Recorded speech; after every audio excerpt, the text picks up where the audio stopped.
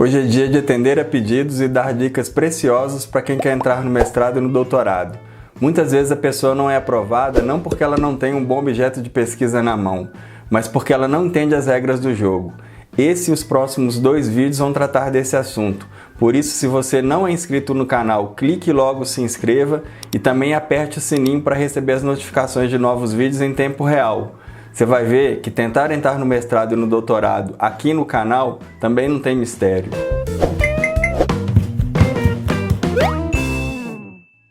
O que eu vou comentar aqui serve para a maior parte das instituições públicas, sejam elas federais ou estaduais.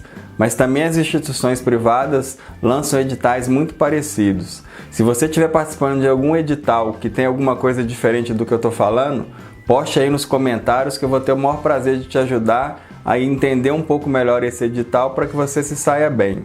Mas em geral, tem 3 coisas que você deve se preparar para passar no mestrado ou no doutorado. Os elementos principais que eles vão cobrar, seja de forma classificatória ou eliminatória, é a proficiência em uma língua estrangeira, em geral o inglês, o currículo que você vai apresentar com alguns elementos obrigatórios e também um pré-projeto ou projeto de pesquisa. Eu vou destrinchar cada um deles para você entender um pouco melhor. A primeira coisa diz respeito à proficiência em língua inglesa, em geral, né? Algumas instituições também aceitam no espanhol, mas eu vou falar da língua inglesa, que é o mais comum. Você pode fazer isso de 2 formas. Ou você já apresenta uma certificação que você conseguiu ter pelo menos 60% de aprovação nos testes clássicos que você tem das instituições certificadoras de mercado, ou você participa de um próprio processo interno daquela instituição, onde você também vai ter que ter 60% de aprovação. Em geral, o que eles estão cobrando é a sua capacidade de ler e entender, de interpretar e de escrever também em um determinado momento. E aí vale algumas dicas, principalmente para te deixar mais tranquilo para cumprir essa etapa. Que tem gente que é reprovado aqui, não porque não sabe, mas porque não dá conta de cumprir por nervosismo. Se você está inseguro, opte por fazer a prova do próprio edital, da própria instituição que você está participando, porque em geral ela vai trazer temas e textos para leitura que são da sua área. Por exemplo, se você é da área do direito, provavelmente vão vir textos dessa área. Se você é da área da saúde, você vai ter que ler textos durante o período de prova que também diz respeito a isso. E aí, preliminarmente, é importante que você estude os principais termos técnicos em inglês dessa sua área de abrangência. Você vai ver que quando você chegar para fazer a prova, muitos deles vão estar presentes e você vai se sentir mais ambientado em fazer.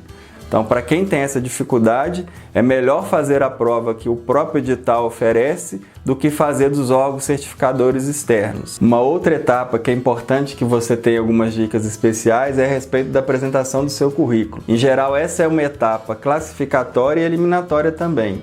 4 itens vão ser pontuados que você deve saber. O primeiro deles é em relação à sua formação de base, o outro é em relação à sua experiência profissional, um terceiro em relação à sua experiência na docência e um quarto a quantidade de publicações acadêmicas que você tem. Em relação à sua formação, mais do que dizer que você é formado em determinada área, é importante que você coloque dentro do seu currículo lá na plataforma Lattes, que é a plataforma que normalmente é utilizada para essa classificação, as habilidades e competências que você tem naquela área. Então, simplesmente colocar que você é formado em arquitetura, diz pouco do que é você. É importante que você consiga destrinchar isso ali em habilidades e competências dentro da sua atuação. Isso vai ser importante para quem estiver fazendo a classificação, ver que você tem afinidade, inclusive, com a linha de pesquisa que você está concorrendo. A outra coisa é em relação à sua experiência profissional. Não adianta você colocar muita coisa no seu currículo que, na verdade, vai desviar do foco que é a sua linha de pesquisa. Tente se concentrar em apresentar a experiência profissional que diz respeito ao que você está concorrendo. O que vai estar sendo avaliado nesse momento? É se você tem uma afinidade em relação à sua prática profissional com o objeto de pesquisa que você está buscando. Você vai participar de uma outra etapa que é a apresentação do projeto. E se lá no projeto você está querendo pesquisar uma coisa que você não tem experiência profissional nenhuma, isso vai contar contra você. Então é importante que você alinhe a sua ação profissional, o que você já fez na sua vida, com o objeto de pesquisa que você vai apresentar lá no seu projeto. Uma coisa que pega muito em quem é externo à academia é a experiência docente. Só que você tem que lembrar que essa prática docente que é avaliada, ela pode vir de diversas maneiras, até de forma voluntária. Não necessariamente você já deve ser professor de uma instituição de ensino para que esse item seja avaliado. Então, busque na sua recordação e no seu currículo e apresente isso de forma clara, as experiências docentes que você pode ter tido na sua vida e que você nem considera. Por exemplo, você pode ter assumido durante sua graduação, ou você pode ter feito uma especialização onde tinham práticas docentes que você exercitou ali que fosse uma disciplina de 20 horas. Isso já vai contar algum ponto e vai te ajudar na sua classificação. O quarto item que é importante, que também é classificatório, é a sua produção acadêmica. Aqui também muita gente tem dificuldade porque às vezes não teve nunca a chance de escrever um artigo ou de participar de uma publicação. Só que mais uma vez vale a pena te lembrar, qualquer produção intelectual é avaliada dentro dessa área acadêmica.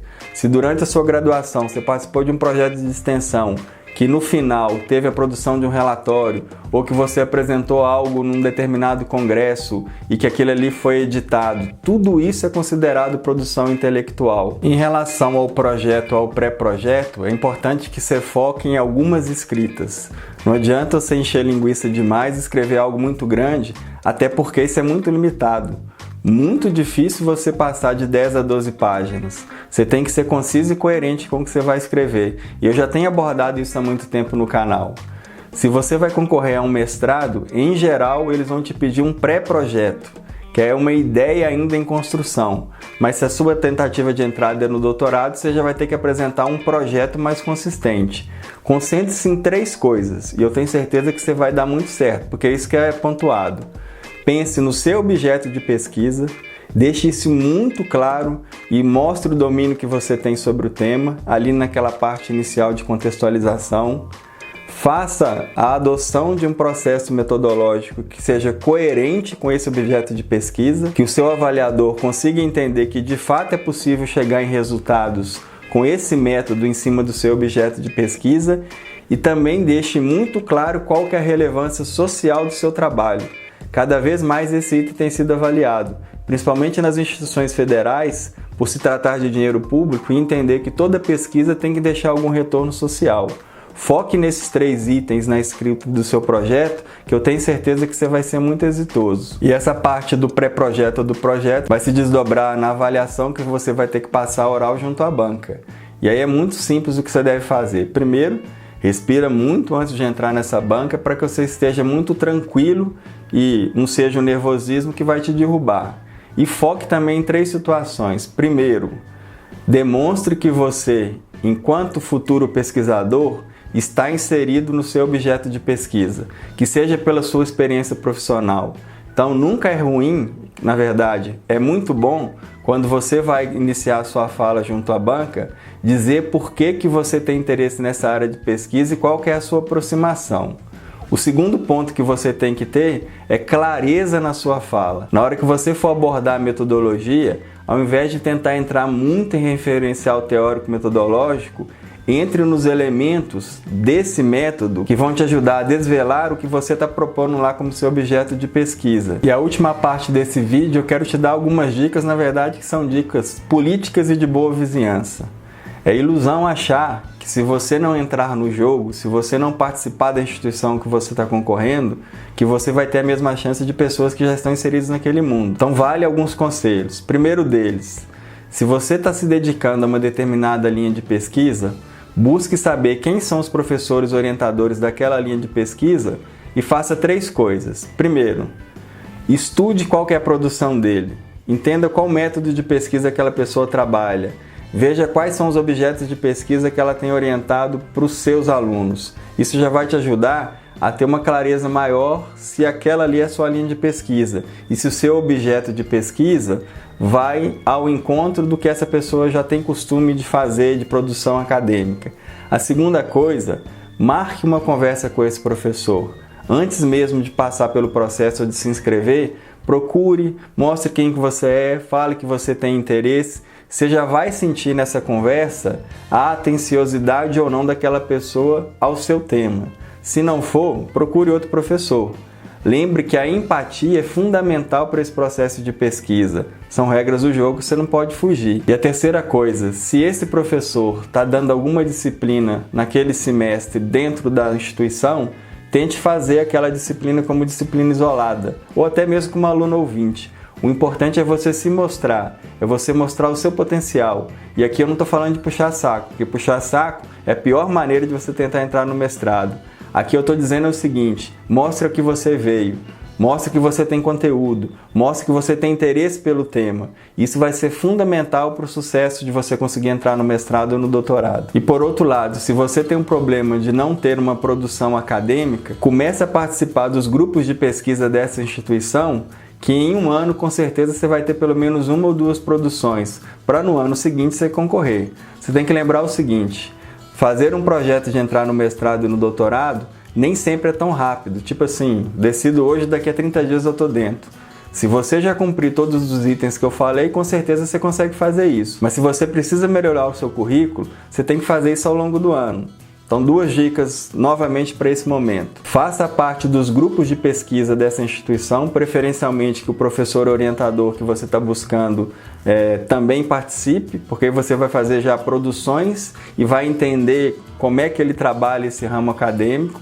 E a outra coisa, se você precisa de comprovar a experiência docente, se ofereça como professor voluntário, tente entrar como professor substituto de alguma disciplina, participe um semestre como professor e você já vai engordar bastante o seu currículo. Eu tenho certeza que você vai me dar um like nesse vídeo, porque são dicas que normalmente você não vê aí no mercado.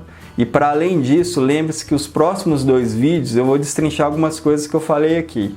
Então eu vou falar de como você montar um currículo na plataforma Lattes, muito bacana, e também vou te ensinar a montar um projeto de pesquisa dentro do que eu disse até agora. Não perca que esses 3 vídeos estão sensacionais. Um grande abraço a todos vocês.